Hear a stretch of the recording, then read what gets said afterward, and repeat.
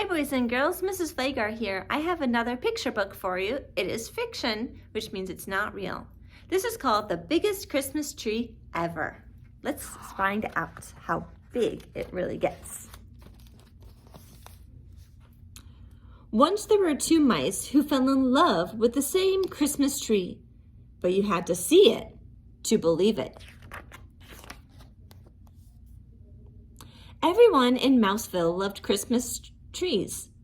Every Christmas, families all over town put up the biggest, most beautiful tree they could find. But first came Thanksgiving. The day before the celebration, Clayton, the house mouse, took a walk around Mouseville. He knew he should be thinking about giving thanks, but the chill in the air reminded him of Christmas. "You know what?" he said out loud. "This year, I'm going to find the biggest Christmas tree ever." Not far away, Clayton's friend Desmond, the field mouse, said exactly the same thing. That night, Clayton helped his mom and dad, his brother Andy, and his sister Trudy make a special cheese casserole and a nut pie for Thanksgiving dinner. Over at Desmond's house, Desmond and his brother Morris helped Uncle Vernon fix a big pot of vegetable stew and a cheesecake. Everyone ate much too much. After dinner, Clayton's grandma and grandpa sat in the living room, holding their tummies and grumbling. Over at Desmond's, the cousins from across the road stretched out on Uncle Vernon's sofa and took a nap. The following morning, Clayton woke up early. He wanted to be first at Claire's Christmas tree farm at the edge of town. That way, he could have his pick of the biggest trees. Over at Desmond's house, Desmond tumbled out of bed with the same thought. Clayton hurried over to Claire's, but it was hard to go very fast. He was still too full of Thanksgiving dinner. By the time he reached the Christmas tree farm, he was out of breath. He looked around. No one else was there. Moments later, Desmond arrived. He too was full of Thanksgiving dinner. He too had found it hard to hurry. He took a deep breath and stumbled inside.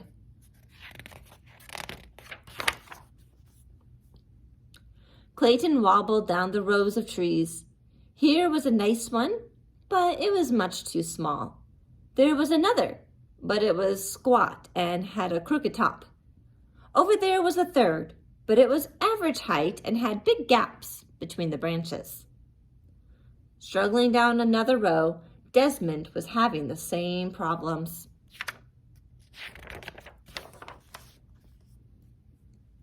Clayton leaned against a tree. It was scrawny and not very tall.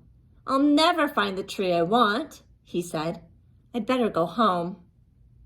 Not far away, squinting at another tree, Desmond said, "I'll never find the tree I want. I'd better go home."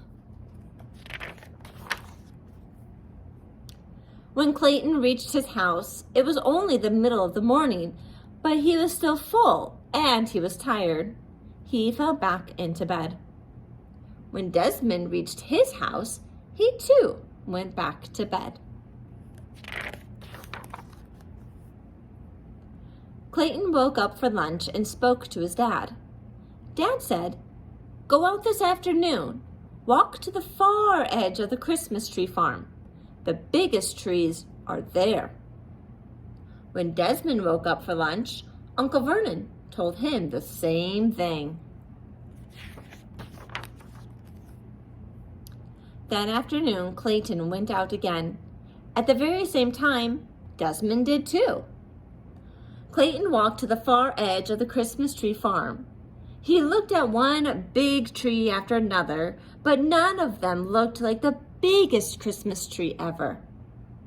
Down another path, Desmond was having the same bad luck.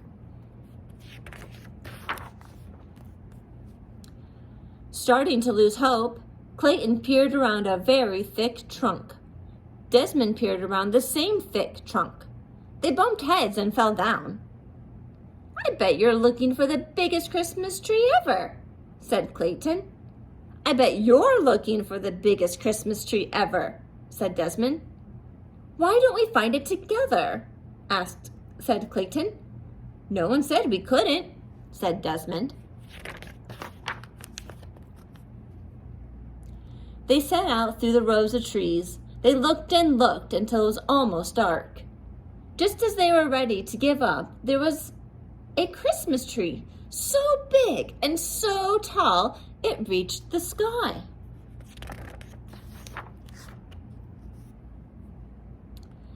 How will we cut it down? Clayton asked. It's much too big for the two of us. Where will we put it? Desmond added.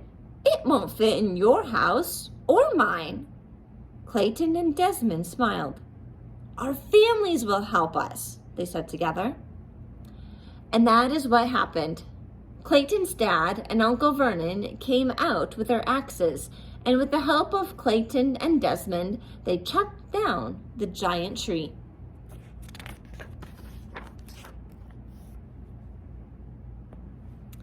Both families called on friends and relations, and together they loaded the tree onto 100 red wagons and pulled it to Clayton's front yard. There, they decorated it with the most wonderful ornaments and colorful lights. And on Christmas Eve, with all of Mouseville celebrating around it, the biggest Christmas tree ever lit up the entire hillside. Clayton and Desmond shared a high five. We did it, said Clayton. All of us together, said Desmond. The end. So I hope you boys and girls enjoyed the biggest Christmas tree ever. There was a lot happening in this story, like teamwork, where two people came together to accomplish one goal of decorating the biggest Christmas tree ever. With your family, talk about how you guys can work together to accomplish something that's great and beautiful. And when you're done, look at your Christmas tree if you have one, or maybe some decorations around your house, and talk about which one's your favorite and why. All right, boys and girls, that's all I have for you today. You guys have a great one. I'll see you next time.